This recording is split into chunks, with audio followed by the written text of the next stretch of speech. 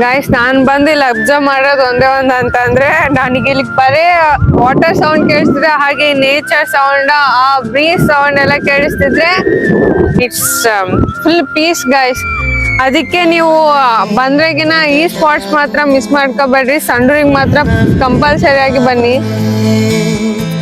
ಹೃದಯವು ಹಗುರಾಗಿ ಹಾರುವ ಸೂಚನೆ ಮನದ ಹೂವನದಿ ನೆನಪೇ ಹೂವಾಯ್ತು. ಅರೆ ಮಾತು ಅರೆ ನೋಟ